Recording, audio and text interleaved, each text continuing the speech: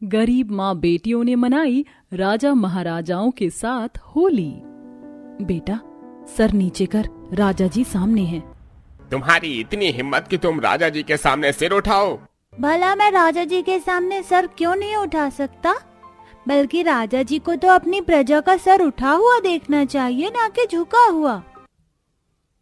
राजा उस बच्चे की बात सुनकर सैनिक को उसके कंधे से भाला हटाकर आगे बढ़ने के लिए कहता है।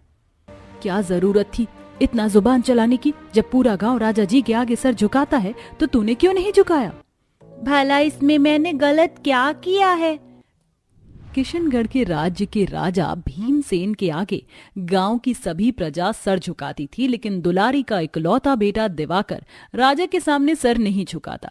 दुलारी को ये देखकर बड़ा ही आश्चर्य होता है कि आखिर उसके बेटे में इतनी साहस कहां से आई। क्या आगे चलकर दिवाकर राजा के नियमों के विरुद्ध खड़ा होगा, या फिर इस बालक में कोई और ही बात थी? इसे जानने के लिए कहानी में हमें थोड़ा पीछे चलना होगा। किशनगढ़ राज्य में सभी कुशल जीवन व्यतीत कर रहे थे। दुलारी भी अपनी 2 बेटियों के बाद बेटे के जन्म से काफी खुश थी, लेकिन दुलारी के बेटे दिवाकर के जन्म के 1 साल बाद ही दुलारी के पति का देहांत हो जाता है, जिसके बाद दुलारी अपनी बेटियों के साथ गांव में ही लोगों के घरों में काम करके गुजर बसर कर रही थी। माँ, मुझे रोटी और चटनी नहीं खानी, मुझे कुछ अच्छा खाना खाना है। हम कोई राजा महाराजा नहीं जो हमें अच्छा खाने को मिलेगा। जो मिला है उसी से पेट भरना पड़ेगा। हाँ, बिल्कुल ठीक कहा दीदी ने। तू हर वक्त राजा जी और उनके राजमहल के बारे में बात करते करते कुछ ज्यादा ही शौकीन नहीं होता जा रहा? अरे तुम दोनों चुप रहो, मेरे लाडले बेटे को कुछ मत कहो। अभी तुम ये खा लो, शाम में मैं कुछ अच्छा बना दूंगी।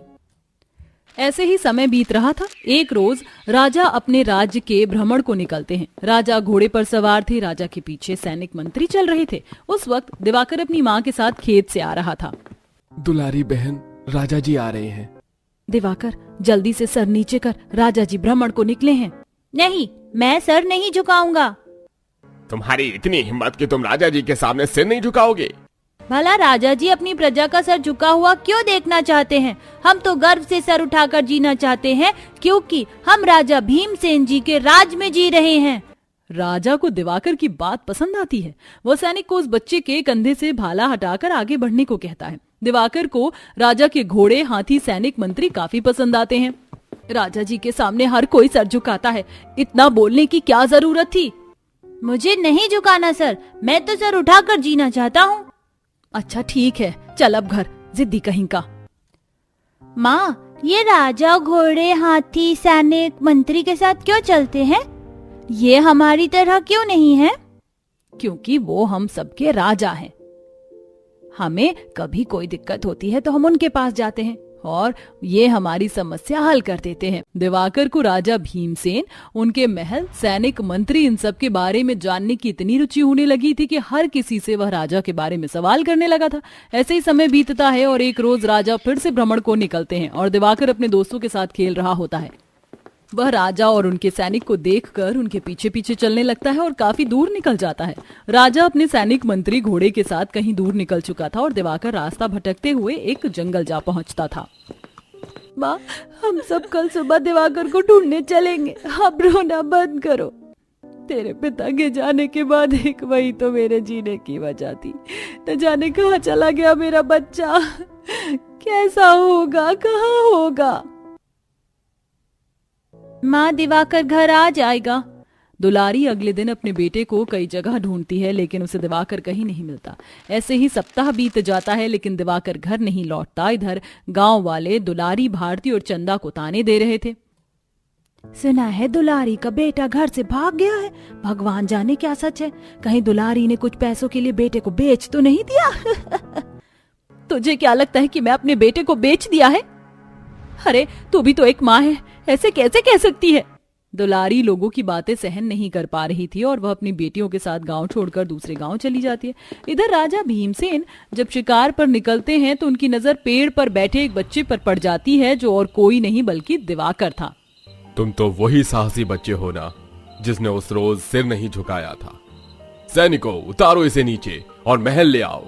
राजा के कहने पर दिवाकर को महल लाया जाता है और दिवाकर भी राजा के राजमहल को देखकर काफी खुश होता है और महल में ही रहने की जिद करता है। मैं कोई भी काम कर लूंगा, मैं बस आपके साथ रहना चाहता हूँ। राजा दिवाकर को अपने राजमहल में ही जगह दे देते हैं। ऐसे ही समय बीतता है। दिवाकर राजा के प्रति काफी संवेदनशील भावना रखता था। एक रोज राजा के मंत्री राजा को मिठाई खिलाने आते हैं। राजा जी, मेरे पिता बनने की खुशी में आप मिठाई खाइए। क्या बात है मंत्री जी, ये तो वाकई खुशी की बात है। जैसे ही राजा मिठाई खाने लगेगा, दिवाकर राजा के हाथ से मिठाई लेकर मंत्री से कहेगा, राजा जी से पहले ये मिठाई आप खाइए मंत्री जी, इस खुशी का हक पहले आपका बनता है। दिवाकर बिल्कुल ठीक कह रहा है मंत्री जी, पहले आप खाइए। अब जैसे ही मंत्री मिठाई खाता है, कुछ देर बाद उसके मुंह से झाग निकलता है और वो वहीं बेहोश हो जाता है और सच सामने आते ही राजा बौखला जाता है। सैनिकों, इसे पकड़ लिया जाए और काल कोठरी में डाल दिया जाए। और दिवाकर, तुमने आज वो करके दिखाया जो कोई नहीं कर सकता था। और मैं इसी के साथ ये ऐलान करता हूं कि मेरी कोई संतान न होने की वजह से मैं तुम्हें अपना अगला वारिस चुनता हूं। होली के रंग बनाने हैं, होली आ रही है। हाँ माँ, मैं और भारती कर लेंगे। आपकी तबीयत ठीक नहीं है, आप आराम करो। हाँ, मैं और दीदी कर लेंगे। जहाँ एक तरफ होली की तैयारी चल रही थी, वहीं दूसरी तरफ राजा दिवाकर सेन के दरबार में एक आदमी आता है। महाराज की जय हो, महाराज की जय हो। महाराज, मुझे पूरी उम्मीद है कि आप मेरी परेशानियों को समझेंगे। अरे तुम अंदर कैसे आए? क्षमा कीजिए महाराज, हमने इसे रोकने की कोशिश की, लेकिन ये फिर भी अंदर आ गया। तुम जा सकते हो। कहो कौन हो तुम और इस तरह अंदर आने का कारण? महाराज, मैं यहाँ तक बड़ी हिम्मत से ये कहने आया हूँ कि आपका मुनीम और उनके आदमी होली आने से पहले बाजार में बेचे जा रहे सामानों पर अधिक से अधिक कर वसूली कर रहे हैं, जिस कारण हमें कुछ भी नहीं बच पा रहा। हमारी मदद कीजिए राजा जी। ऐसा कैसे हो सकता है? और अगर ऐसी बात है तो तुम निश्चिंत होकर घर जाओ, इसका समाधान मैं निकालूंगा। होली आने से पहले होली का बाजार सजा हुआ था। दुलारी, चंदा और भारती अपने हाथों से बनाए गुलाल, पिचकारी और होली का सामान लेकर बाजार में बेचने जाते हैं। वहीं दूसरी तरफ राजा दिवाकर सेन, जो अब राजा भीमसेन का अगला वारिस यानी वर्तमान किशनगढ़ का राजा बन चुका था, वो बाजार में भेष बदलकर जायजा लेने पहुंचते हैं। रंग गुलाल पिचकारी सस्ते अच्छे दामों में ले लो। जैसे ही राजा दिवाकर सेन की नजर दुलारी पर जाती है, वहां एक ग्राहक आ जाता है, जिससे दुलारी ओझल हो जाती है और राजा आगे बढ़ जाता है। आखिर मैं भी तो देखूं कि मेरे राज्य में कौन है वो दुष्ट जो इन गरीब लोगों से कर वसूली कर रहा है। बस एक बात पकड़ में आ जाए। इस तरह राजा बाजार में भेष बदलकर घूम रहे होते हैं। बाजार होली के रंग, पिचकारी, गुलाल से भरे होते हैं। वहीं दुलारी के बने रंग, गुलाल और पिचकारी जो ही बिकते हैं, उसे बेचकर अगले दिन दुलारी गांव-गांव जाकर रंग, गुलाल, पिचकारी बेचने का मन बनाती है। माँ, आपके साथ मैं चल सकती हूँ क्या? भगवान ने मेरे हाथ पैर सही सलामत रखे हैं, तुझे कहीं जाने की जरूरत नहीं है। अब दुलारी गांव-गांव रंग, गुलाल बेचकर राजमहल से आवाज लगाती हुई गुजरती है। रंग गुलाल पिचकारी ले लो, सस्ते सस्ते अच्छे दामों पर। ये आवाज सुनी हुई लग रही है। माँ, सैनिकों, बाहर रंग गुलाल बेच रही औरत को दरबार में लाया जाए। जब तक सैनिक महल के बाहर आते हैं, दुलारी जा चुकी थी। मैं कितना स्वार्थी हूँ। इस राजमहल की शानो शौकत, ऐशो आराम देखकर अपनी माँ और बहनों को छोड़ आया। दिवाकर अब अपनी मां को ढूंढने का फैसला करता है और इस बार की होली राजमहल में मनाने की सूचना गांव वालों तक पहुंचा दिया जाता है। और जो होली में शामिल नहीं होगा, उसे दंड दिया जाना था। अब होली वाले दिन गांव के लोग राजमहल में शामिल होते हैं। दिवाकर राजा जी का वारिस, इसकी किस्मत में यही लिखा था। गरीबों में पैदा हुआ, लेकिन किस्मत राजमहल ले आई। माँ, मुझे माफ कर दो। दीदी, मुझे माफ कर दो। मैं लालच में आप लोगों को भूल ही गया था, लेकिन मुझे इसका एहसास है और इसी के पश्चाताप के साथ मैं बाकी बची हुई जिंदगी आप लोगों के साथ बिताना चाहता हूँ। इतने दिनों बाद तुझे देख रही हूँ और तुझे देखकर बहुत अच्छा लग रहा है। तू राजा बन गया और हम वैसे के वैसे हैं, गरीब लाचार। तू हमें कैसे भूल सकता है? तुझे तेरी किस्मत यहाँ तक लेकर आई। इस होली को खास बनाते हैं, हम सभी मिलकर होली खेलते हैं। और आज से आप राजा दिवाकर सेन की माँ हैं और आप राजा की बहनें। आपको इस राजमहल में बहुत सम्मान और इज्जत दी जाएगी। दुलारी, चंदा, भारती अब अपने बिछड़े हुए भाई यानी राजा दिवाकर सेन के साथ होली मनाते हैं। अर्चना के दोनों बेटों की शादी अभी कुछ ही दिन पहले हुई थी और उसकी दोनों बहू छत पर बिना किसी पर्दे के कपड़े सुखा रही होती हैं और ये सब कुछ अर्चना की पड़ोसन शोभा देख लेती है और अर्चना के पास आकर उससे कहती है, अरे अर्चना, अभी तुम्हारी बहू को ससुराल में आए 6 महीने भी नहीं हुए हैं और वो बिना पर्दा के छत पर कपड़े सुखा रही है। तो क्या हो गया शोभा, मेरी बेटी भी तो बिना किसी पर्दे के बाहर घूमती है। जब मैंने बेटी पर कभी रोक टोक नहीं किया तो बहू पर कैसे करूं?